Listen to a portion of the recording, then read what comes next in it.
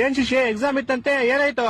ಅಯ್ಯೋ ಏನ್ ಕೇಳ್ತ್ಯಾ, 30 ನಿಮಿಷ ಓದಿ ಹೋಗ್ 3 ಅವರ್ ಎಕ್ಸಾಮ್ ಬರ್ಬಿಟ್ಟು ಬಂದಿದೀನಿ.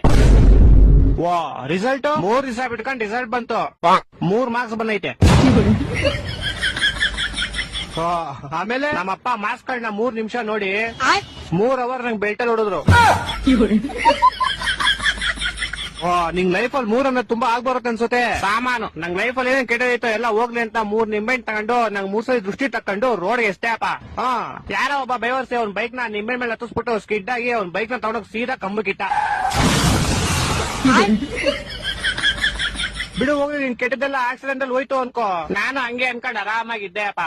ಆದ್ರೆ ಗೋಳಿ ಮಗ ಮೂಲದವರು ಅಂಗಡಿಗೆ ಹೋಗ್ಬಿಟ್ಟು ಯಾರ್ ನಿಂಬೆಹಣ್ಣು ಇಸಿದ್ರು ಅಂತ ಕ್ಯಾಮ್ರಾ ಚೆಕ್ ಮಾಡ್ಕೊಂಡು ನಮ್ ಮನೆಗ್ ಬಂದ್ 3,000 ರೂಪಾಯಿ ಇಸ್ಕೊಂಡೋದ.